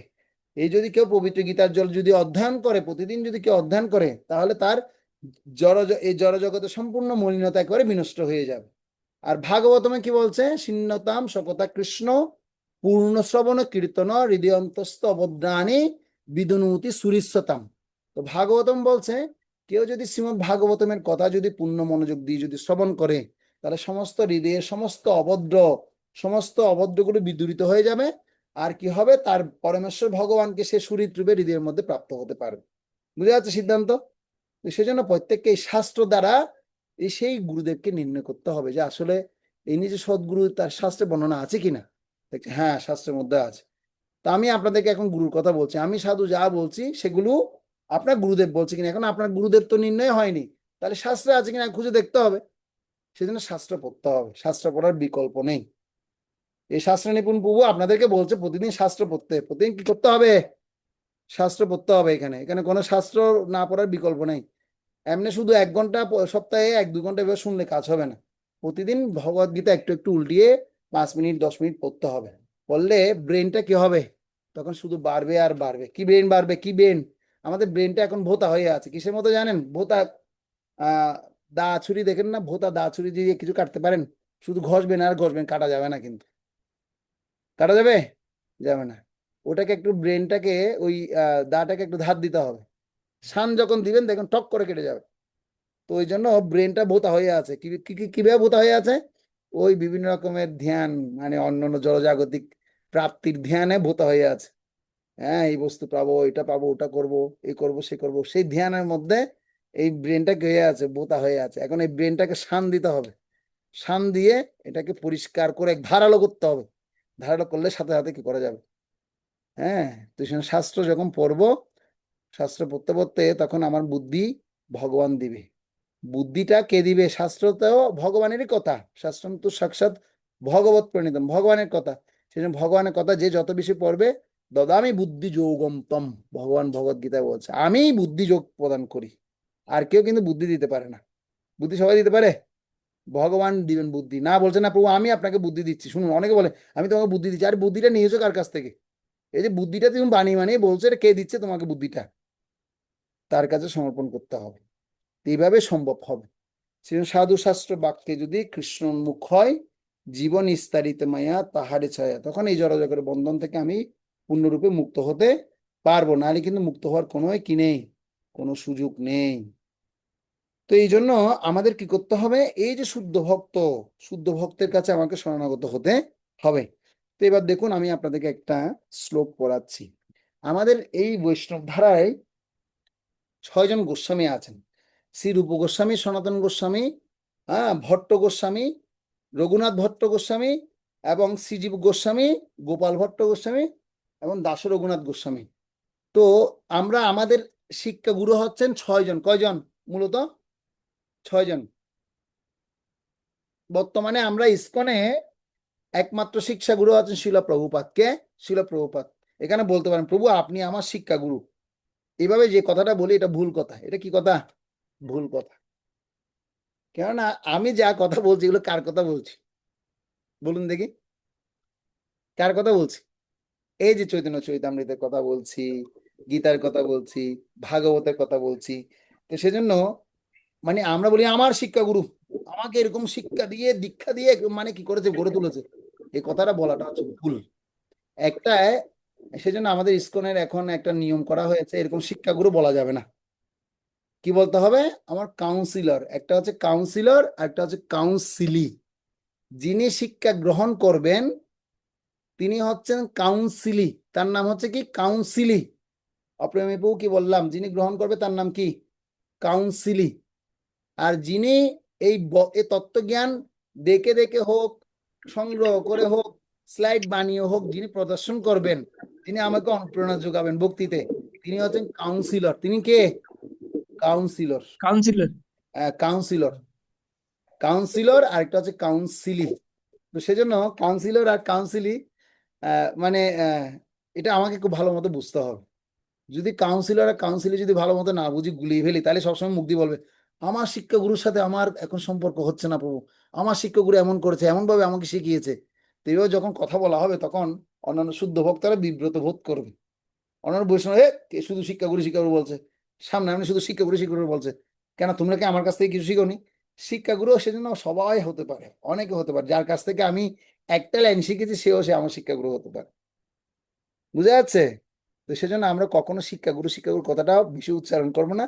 প্রভু আমাদেরকে যিনি কাউন্সিলিং করছেন বা যিনি আমাদের গাইড করছেন, আমাদের গাইডের প্রভু হচ্ছেন এই প্রভু। আমি এই প্রভুর দিক নির্দেশনা আমরা শুনছি। সেজন্য এই কথাটা খুব ভালো মতো মনোযোগ দিয়ে কি করতে হবে? রক্ষা করতে হবে। তো আমরা যেন কখনো শিক্ষাগুরু কথাটা বারবার যেন সেটা না বলি। তো শিক্ষাগুরু কে কে হতে পারেন সেজন্য বলছে আমার শিক্ষাগুরু হচ্ছেন কয়জন দেখুন। শ্রী রূপ গোস্বামী, সনাতন গোস্বামী, রঘুনাথ ভট্ট গোস্বামী, জীব গোস্বামী, গোপাল ভট্ট গোস্বামী এবং রঘুনাথ দাস গোস্বামী ছিল কৃষ্ণদাস কবিরাজ গোস্বামী বলছেন। তো শিল প্রভুপাদ বলছেন আসলে আমি কারো গুরু নই। আমি হচ্ছে কি আমার গুরুদেব যা আমাকে শিখিয়েছেন, আমি তার শিক্ষাটাই আমি কি করছি, শুধুমাত্র আপনাদের কাছে পরিবেশন করছি। তো শিল প্রভুপাদের গুরুদেব এবার শিল ভক্তি সিদ্ধান্ত বলছে আরে না না, এই সমস্ত জ্ঞান আমার কিছুই নেই, এগুলো সব আমি আমার পূর্বতন আচার্যদের থেকেই আমি শুনেছি। আমার পিতামহ আমার হচ্ছেন ভাগবত গুরু এবং আমার মানে দীক্ষা গুরু ছিল গৌরকিশোর দাস বাবাজি মহারাজ আচার্য, তাদের থেকেও আমি শিক্ষা দীক্ষা পেয়ে আমি সেই জ্ঞানগুলো আপনাকে জানাচ্ছি। তো সেজন্য কেউ কখনো নিজে বলবেন না হচ্ছে আমি অনেক বড় গুরু। তো গুরুদেবের প্রথম যোগ্যতা হচ্ছে তিনি কখনো নিজেকে কি করবেন না, নিজেকে জাহির করবেন না আমি অনেক বড় গুরু, আমি সদ্গুরু, তোমরা আমার কাছ থেকে দীক্ষা নাও। যিনি সদ্গুরুদেব তিনি কখনো এইভাবে নিজেকে জাহির করেন না। তাহলে প্রথম যোগ্যতা কি দেখলাম, তিনি কি করবেন, তিনি গুরু পরম্পরার ধারায় থাকবেন। দ্বিতীয় হচ্ছে কৃষ্ণ তত্ত্ববেত্তা হবেন। চতুর্থ হচ্ছে তিনি মানে নিজেকে কখনো জাহির করবেন না আমি গুরু সেটা। হ্যাঁ। পঞ্চমত হচ্ছে তিনি কি করবেন, 4টা নিয়ম পালন করবেন। 4টা নিয়ম যথেষ্টভাবে মনোযোগ সহকারে পালন করবেন। আমিষ আহার করবে না, নেশা করবে না, অবৈধ কার্যকলাপের সাথে যুক্ত থাকবে না। হ্যাঁ। তো যিনি এই সমস্তগুলো মনোযোগ সহকারে যখন করবে, তখন তিনি কি হবেন, তিনি গুরু হতে পারবেন। তারপর বলা হচ্ছে তার সবচেয়ে বড় গুণ হচ্ছে তিনি কৃষ্ণৈক্য স্মরণ, তিনি সবসময় কৃষ্ণের স্মরণে থাকবেন। এছাড়াও এই গুরুদেবের 26খানা গুণ থাকবে। কতখানা গুণ? 26টা গুণ। শ্রী চৈতন্য চৈতামৃতে শ্রী চৈতন্য মহাপ্রভু সনাতন গোস্বামীকে বলছেন, যিনি বৈষ্ণব বা গুরুদেব যিনি বা শুদ্ধ ভক্ত যিনি হবেন, এই শুদ্ধ ভক্তের সংজ্ঞা ব্যাখ্যা করতে গিয়ে বলছে 26 গুণগুলো কি কি: কৃপালু, অকৃতদ্রোহ, সত্যসার সম, নির্দোষ বদান্য মৃদু, সূচি অকিঞ্চন, সর্ব উপকারক শান্ত, কৃষ্ণৈক শরণ, অকাম অনিহস্থির, বিজিত সরগুণ, মিতভূক অপ্রমত্ত মানদমানি, গম্ভীর করুণ মৈত্র, কবি দক্ষ মণি। এ হচ্ছে বৈষ্ণবের 26 গুণ। এই গুরুদেব যিনি হবেন তার এই 26 গুণে গুণান্বিত তিনি থাকবেন। তো আমাদের একজন ইসকনের অন্যতম একজন লেকচারার, মাতাজি লেকচারার, তার নাম হচ্ছে হার গ্রেস নিতাই সেবিনী মাতাজি। তিনি প্রভুপাদের 26 গুণাবলী সম্পর্কে একটা লেকচার আছে। হ্যাঁ, divine qualities of Shila Prabhupada, 26 qualities নিয়ে একটা এরকম লেকচার আছে, ডিভাইন কোয়ালিটিস। তো আপনারা সেই লেকচারটা শুনতে পারেন, যে প্রভুপাদের মানে 26 গুণাবলী সম্পর্কে বর্ণনা আছে। তো আমরা ইসকন অনেক বড় বড় আচার্যদেরও জীবনীতে দেখতে পাই, তাদের 26 গুণাবলী সম্পর্কে অনেকে এরকম বই বের করছে, গ্রন্থ বের করছে। আমি একবার পেয়েছিলাম পূজ্যপাদ শ্রী শ্রীমৎ ছিল জয়পতাকা স্বামী গুরু মহারাজ 26 গুণাবলী সম্পর্কে একটা বই বের করেছিল। এটা গত 2 বছর 3 বছর আগে আমি পেয়েছিলাম। এটাও হারগ্রেস নিতাই সেবিনী মাতাজি তিনি কি করেছেন। তো এরকম বৈষ্ণবদেরকে নিয়ে মানে যারা গবেষণা করছেন তারা 26 গুণগুলো বের করে নিয়ে আসতে পারেন। রশ্মি মাতাজি কি প্রশ্ন বলুন, কি প্রশ্ন? কৃষ্ণ প্রভু, মাতাজির নামটা কি জানি? নিতাই সেবিনী প্রভু, মাতাজির নামটা জানি কি নিতাই বললেন? সেবিনী মাতাজি, নিতাই সেবিনী মাতাজি খুব ফেমাস। হ্যাঁ, ওই লেকচার গুলো শুনবেন না, মাতাজিরা বেশিরভাগ মাতাজি লেকচারটা শুনবেন। ঠিক আছে। ঠিক আছে, দেখবেন উনি আপনাদের জন্য কি বার্তা বহন করছে। ঠিক আছে। আমাদের আশ্রমবাসীরা সবাই শুনে উনার লেকচার, এত সুন্দর লেকচার উনি দেয়। আর আপনার মাতাজি হয়ে এতক্ষণ মানে সেগুলো যদি না শুনেন তাহলে হবে? হবে কি না? হবে না, শুনতে হবে। উনি কি বলছে শুনুন। উনি গুরুদেবকে খুব ভালোবাসেন, গুরুদেবের একদম খুব খুব নিকটজন, গুরুদেব অনেক ভালোবাসেন তাকে। ঠিক আছে, কেন এত সেবা করছেন। হ্যাঁ, তিনি একদম মাতাজি কিন্তু প্রচার করেন ব্রহ্মচারী। এটা মাথা একদম কি হয়ে যাবে আপনাদের, মাতাজি হিসেবে কিভাবে এরকম প্রচার করতে পারেন। হ্যাঁ, এত যোগ্যতা তার আছেন। হ্যাঁ, তার মন্দিরে অনেক ব্রহ্মচারী সেবক আছেন এরকম। আর আমরা যারা আশ্রমবাসী তারাও কি করি, ওনার লেকচার সবসময় শুনি। ঠিক আছে, অনেক মানে বিজ্ঞ একজন ভক্ত। তাহলে এই কৃষ্ণদাস কবিরাজ গোস্বামী বলছেন আমাদের শিক্ষাগুরু কয়জন? 6জন। জয়রূপশ্রী সনাতন ভট্ট রঘুনাথ, শ্রীজীব গোপাল ভট্ট, দাস রঘুনাথ। তো বলছে এই 6জন হচ্ছেন আমার শিক্ষাগুরু, এবং তাদের শ্রী পাদপদ্মে আমি আমার অনন্ত কোটি প্রণাম নিবেদন করি। তো কেন তারা? কারণ এইরকম 26 গুণে গুণান্বিত তারা ছিলেন, এবং তারা এই মানে আচার্য যিনি হবেন তার এই যোগ্যতাগুলো তাদের ছিল। আমি যে যোগ্যতার কথা বলছি, এই সদ্গুরুদেবের এই হচ্ছে বৈশিষ্ট্য। এবং বলা হচ্ছে দেখুন, ভগবানের অসংখ্য ভক্ত আছেন, তার মধ্যে ভক্তের মধ্যে শ্রেষ্ঠ ভক্ত হচ্ছে শ্রীবাস ঠাকুর। ভক্তের মধ্যে শ্রেষ্ঠ ভক্ত কে? শ্রীবাস ঠাকুর। আপনারা মনে করবেন না যে আপনি অনেক শ্রেষ্ঠ ভক্ত হয়ে গেছেন, কিন্তু ছিল কৃষ্ণদাস কবিরাজ গোস্বামী বলছেন ভক্তের মধ্যে শ্রেষ্ঠ হচ্ছেন কে? শ্রীবাস ঠাকুর। আমি তাদের সকলের পাদপদ্মে আমার সশ্রদ্ধ প্রণতি নিবেদন করি। এবং বলা হচ্ছে দেখুন, নিত্যানন্দ রায় প্রভু স্বরূপ প্রকাশ, তারও পাদ পদ্মবন্ধ যাই মুইর দাস। শ্রীমন নিত্যানন্দ মহাপ্রভু রায় হচ্ছেন ভগবানের স্বরূপ প্রকাশ। হ্যাঁ, আমি তার দ্বারা দীক্ষিত হয়েছি, তাই আমি তার শ্রী পাদ পদ্মে বন্দনা করি। দীক্ষিত হয়েছে কেন বললো? কারণ যে গুরুতত্ত্ব বা গুরু পরম্পরাটা আসছে কার কাছ থেকে? ওই বলরাম থেকে আসছে। বলরাম মানে হচ্ছে নিত্যানন্দ প্রভুর প্রকাশ। বলরাম মানে কি? নিত্যানন্দ প্রভুর প্রকাশ। শোনা যাচ্ছে না, আটকে গেছে। হরে কৃষ্ণ। বুঝলাম না আজকে মশা আপনি লিখতে পারবেন এখন মশা আসতে এরকম বড় বড় হয়েছে হরে কৃষ্ণ কৃষ্ণ কৃষ্ণ হরে হরে হরে রাম রাম রাম হরে হরে। শোনা যাচ্ছে এখন? হ্যাঁ, তো এখানে প্রণাম জানিয়েছে নিত্যানন্দ প্রভুকে। কেন প্রণাম জানিয়েছে বললাম? কারণ নিত্যানন্দ মহাপ্রভু আছে বলরামের প্রকাশ, এই আদি গুরুর কাছ থেকে আমি দীক্ষা নিয়েছি বলছে। তো সেজন্য আমরাও যদি গুরু নির্ধারণ করতে চাই, কার কাছে প্রার্থনা করতে হবে? হ্যাঁ, নিত্যানন্দ মহাপ্রভুর কাছে খুব আকুল ভরে প্রার্থনা করতে হবে, তার কাছে ধ্যান করতে হবে। হে প্রভু নিত্যানন্দ প্রভু, আপনি আমার কৃপা করুন না, আমি কার কাছ থেকে দীক্ষা নেব বুঝতে পারছি না, এখনো গুরু গ্রহণ করতে পারছি না, কি যে এক সমস্যায় আছি। তো এগুলো জানাতে হবে, তখন তিনি আপনাকে জানাবে, আস্তে আস্তে তিনি আপনাকে জানাবে। এবার বলছি দেখুন, হ্যাঁ, আমি যেটা আপনাদেরকে পড়াবো চিন্তা করেছি সেটা বলছি। হ্যাঁ, সমস্ত পার্শ্বদ সহ ভগবানের শ্রী পাদপদ্মে আমার প্রণতি নিবেদন করি। হ্যাঁ, আমি এখন 6 তত্ত্বের বিচারপূর্বক ব্যাখ্যা করার চেষ্টা করব। ভগবানের শুদ্ধ ভক্ত রয়েছেন, যারা হচ্ছেন ভগবানের পার্শ্বদ ভক্ত সহ শ্রীকৃষ্ণের আরাধনা করতে হয়। এই সমস্ত ভক্তরূপী ভগবানের প্রকাশ হচ্ছেন ভগবানের নিত্য পরিকর, যাদের মাধ্যমে পরম তত্ত্বের সমীপবর্তী হওয়া যায়।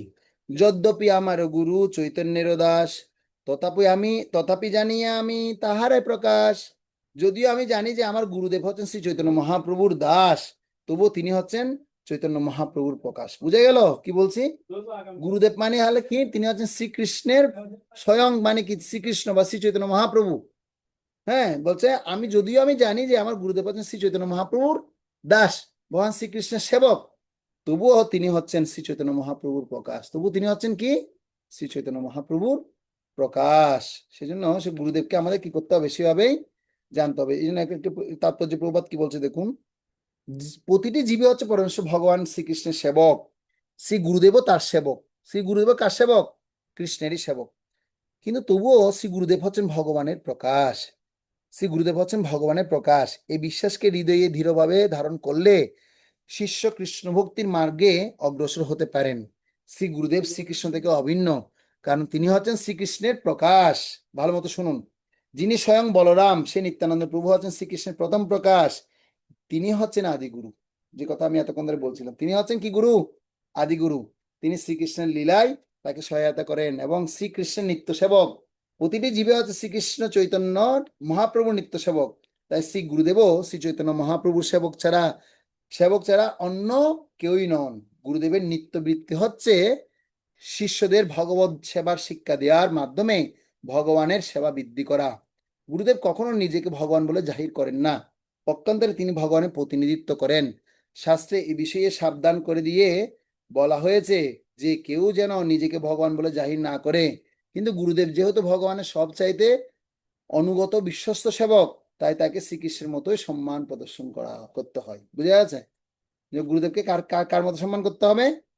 ভগবান শ্রীকৃষ্ণকে আমরা যেভাবে আরাধনা করি সেভাবে গুরুদেবকে সেভাবে সম্মান করার কথা বলা হচ্ছে। গুরু কৃষ্ণ রূপে হন শাস্ত্রের প্রমাণে, গুরু রূপে কৃষ্ণ কৃপা করেন ভক্তগণে। আমি আপনাদেরকে একটা শ্লোক নাম্বার বলেছিলাম, 4 না, এটা হচ্ছে 45 নম্বর শ্লোক, আদি লীলার 45 নম্বর শ্লোক। ঠিক আছে, আদি লীলার 45 নম্বর শ্লোক, আদি লীলার প্রথম অধ্যায়ের 45 নম্বর শ্লোক। শ্রী গুরুদেবের সঙ্গে শিষ্য সম্পর্ক পরমেশ্বর ভগবানের সম্পর্কের মতো। গুরুদেব সর্বদা মনে করেন যে তিনি পরমেশ্বর ভগবানের অতি দীন সেবক, কিন্তু শিষ্যের কর্তব্য হচ্ছে তাকে সর্বদা ভগবানের প্রতিনিধি রূপে দর্শন করা। এরপরে শ্লোকে এটাই আমি যেটা পড়িয়েছি, আচার্য মাম বিজানিয়ান্নাম বন্যমন্যেত করহিচিত ন মর্ত বুদ্ধ সুয়তে সর্বদেবময় গুরু। আচার্যকে আমার থেকে অভিন্ন বলে জানা উচিত, কখনো কোনোভাবে তাকে অশ্রদ্ধা করা উচিত নয়। তাকে একজন সাধারণ মানুষ বলে মনে করে তার প্রতি ঈর্ষান্বিত হওয়া উচিত নয়, কারণ তার মধ্যে সমস্ত দেবতাদের কি আছে? অধিষ্ঠান আছে। তো সে কথা আমি পরে শোনালাম আপনাদেরকে। এবার হচ্ছে শিক্ষাগুরু যেটা বলি, এবার তার প্রকাশের কথা বলছে দেখুন। তাহলে গুরুদেব হচ্ছেন কি? ভগবানের প্রতিনিধি। গুরুদেবের কি যোগ্যতা সেটা আমরা শুনলাম। এবার গুরুদেবের প্রকারভেদ শুনবো। এবার কি শুনবো? গুরুদেবের প্রকারভেদ। তো আমরা সাধারণত দেখেছি গুরুদেব 3 প্রকার। কয় প্রকার? 3 প্রকার। 3 প্রকার। প্রথম হচ্ছে কি, আমরা জানি পথ প্রদর্শক গুরু। কি গুরু? পথ প্রদর্শক গুরু, যিনি আপনাকে কৃষ্ণ ভক্তির পথ দেখানোর জন্য শুরু করেছেন। তারপর বলা হচ্ছে শিক্ষা গুরু। হ্যাঁ, তারপর বলা হচ্ছে দীক্ষা গুরু। কয়টা গুরু হলো? 3টা। তাহলে পথ প্রদর্শক গুরু, তাহলে তার কাজ কি? তিনি কি করবেন, তিনি আপনাকে পথ দেখাবেন, মানে কৃষ্ণের পথে আসো।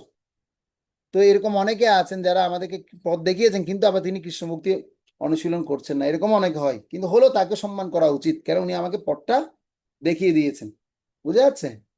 আর যিনি শিক্ষাগুরু, তিনি কি করবেন, এই কৃষ্ণের বাণী, এই সদ্গুরুদেবের বাণী অ্যাজ ইট ইজ কি করবেন, অন্যের মাঝে পরিবেশন করবেন। নির্ভুলভাবে নিজের মতো ব্যাখ্যা করে কখনো পরিবেশন করবেন না। একদম নির্ভুলভাবে যিনি প্রদর্শন করবেন তাকে কি বলা হচ্ছে, শিক্ষাগুরু বলা হচ্ছে। আর দীক্ষাগুরুকে, দীক্ষাগুরু যিনি দীক্ষা বা মন্ত্র প্রদান করার মাধ্যমে তিনি কৃষ্ণের সাথে সরাসরি সম্পর্ক বা যোগ সম্পর্ক স্থাপন করে দিবেন, তাকে কি বলা হচ্ছে, দীক্ষাগুরু বলা হচ্ছে। তো সেজন্য শিল কৃষ্ণদাস কবিরাজ গোস্বামী উল্লেখ করেছেন, শিক্ষাগুরু হচ্ছেন শ্রীকৃষ্ণের যথার্থ প্রতিনিধি। শিক্ষাগুরু রূপে শ্রীকৃষ্ণ আমাদের অন্তরে এবং বাইরে শিক্ষা দেন। কি করেন? শিক্ষাগুরু রূপে তিনি অন্তরে এবং বাইরে শিক্ষা দেন।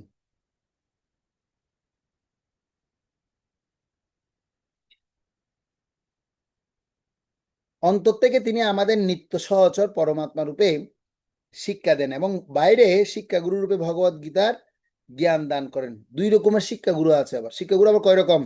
দুই রকম। আপনাদেরকে আমি বলেছি, এক হচ্ছে মুক্ত পুরুষ, আরেকজন হচ্ছে, আচ্ছা, মুক্ত পুরুষ মানে কি? যিনি সর্বতভাবে ভগবানের সেবায় মগ্ন। দুই হচ্ছে যিনি যথার্থ নির্দেশ প্রদান করার মাধ্যমে শিষ্যের হৃদয়ে কৃষ্ণ ভাবনা জাগরিত করেন। মানে নির্দেশ করার মাধ্যমে যিনি কি করেন, শিষ্যের হৃদয়ে কৃষ্ণ ভাবনামৃত জাগ্রত করেন। তো এভাবে ভগবত ভক্তির বিজ্ঞান সম্বন্ধীয় শিক্ষাকে আধ্যাত্মগত ও বস্তুগত এই দুই ভাগে ভাগ করা যায়। অর্থাৎ চিন্ময় অনুভূতি ও ইন্দ্রিয় চেতনা উভয়ের মাধ্যমে উপলব্ধি করা যায়। যথার্থ আচার্য বলতে তাকে বোঝায় যিনি শ্রীকৃষ্ণকে প্রদান করেন এবং শিষ্যকে পূর্ণ জ্ঞান দান করেন, ভগবত সেবায় নিযুক্ত করেন। কেউ যখন কৃষ্ণ তত্ত্ববেত্তা গুরুর কাছ থেকে শিক্ষাপ্রাপ্ত হয়ে যথার্থ পরমেশ্বর ভগবানের শ্রী বিষ্ণুর সেবায় নিযুক্ত হন, তখন ব্যবহারিকভাবে তার ভগবত ভক্তি শুরু হয়। বুঝা যাচ্ছে? মানে কেউ যখন শ্রীকৃষ্ণ তত্ত্ববেত্তা গুরুদেবের কাছ থেকে শিক্ষাপ্রাপ্ত হয়ে যথার্থ পরমেশ্বর ভগবানের শ্রী বিষ্ণু সেবায় নিযুক্ত হন, তখন ব্যবহারিকভাবে তার ভগবত ভক্তি তখন শুরু হয়। ভগবত ভক্তির এই পন্থাকে বলা হয় অবিধেয়। তো আমরা জানি আমাদের যে কোনো জ্ঞানের জন্য আমাদের তিনটা পন্থা অবলম্বন করতে হয়। একটা তো সম্বন্ধ, অবিধেয়, প্রয়োজন। তো এখানে অবিধেয় তত্ত্ব কি বলছে, যে আচ্ছা, সম্বন্ধ মানে কি? আমি কি করি, কেন করি, কিসের জন্য করছি, এই প্রশ্ন পূজা, এটাকে বলা হয় সম্বন্ধ। সম্বন্ধ যে আমি করব, যে কোনো কাজ করার পিছনে তিনটা জিনিস খুঁজতে হবে: সম্বন্ধ, অবিধেয়, প্রয়োজন। কি করছি, কেন করছি, কিসের জন্য করছি, কি লাভ হবে, কি ফল। হ্যাঁ, এবার হচ্ছে অবিধেয় মানে কি, আপনি কিভাবে করবেন কাজটার প্রক্রিয়াটা কি, প্রসেসটা কি, হ্যাঁ, কিভাবে করবেন। আর এই যে করার পরে আপনার ফলটা কি হবে, ফলটাকে বলা হচ্ছে প্রয়োজন।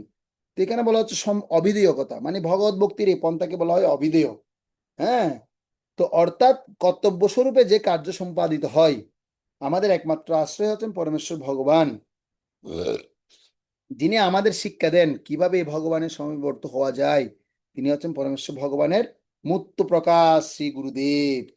আশ্রয়দাতা পরমেশ্বর ভগবানের সঙ্গে শিক্ষাগুরু ও দীক্ষাগুরুর কোনো পার্থক্য নেই। কেউ যদি মূর্খের মতো তাদের মধ্যে কোনো পার্থক্য নিরূপণ করে, তাহলে ভগবত ভক্তির মার্গে অপরাধজনক। শিল সনাতন গোস্বামী হচ্ছেন আদর্শ গুরু, কেননা তিনি বদ্ধজীবকে মদন মোহনজির শ্রীপাদ পদ্মে আশ্রয় দান করেন। পরমেশ্বর ভগবানের সঙ্গে সম্পর্ক বিস্মৃত হওয়ার ফলে কেউ হয়তো বৃন্দাবনের যথার্থ রূপ দর্শন করতে অসমর্থ হতে পারে, কিন্তু শিল সনাতন গোস্বামীর কৃপায় সে বৃন্দাবনে বসবাস করে প্রভূত সুকৃত অর্জন করার সুযোগ লাভ করতে পারে। অর্জুনকে ভগবত গীতার শিক্ষা দান করে শ্রী গোবিন্দজি ঠিক শিক্ষা গুরুর মতো আচরণ করেছেন। তিনি হচ্ছেন আদি গুরু, কেননা তিনি আমাদের শিক্ষা দেন, তাকে সেবা করার সুযোগ দেন।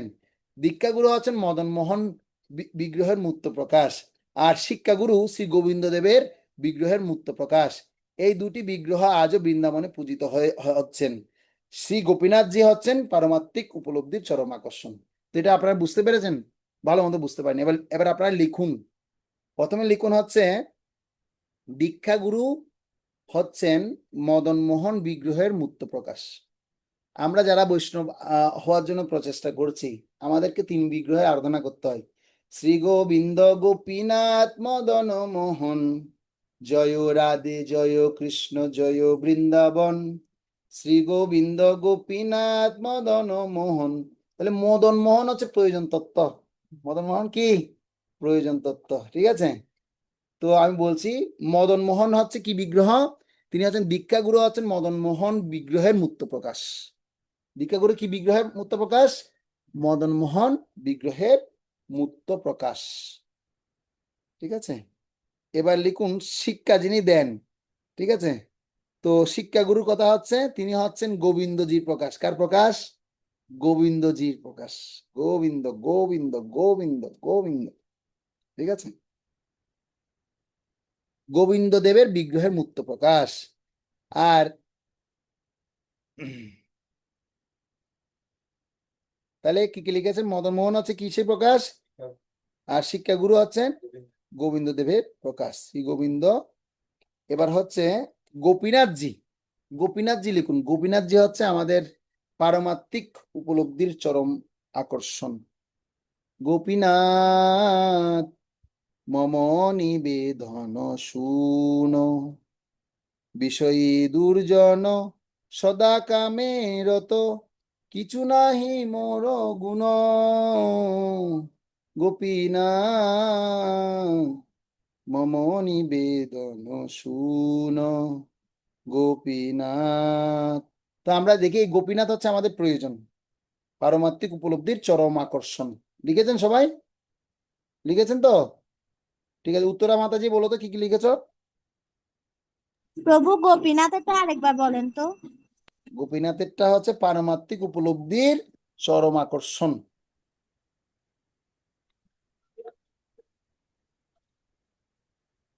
বলো উত্তরা মাতাজি বলো।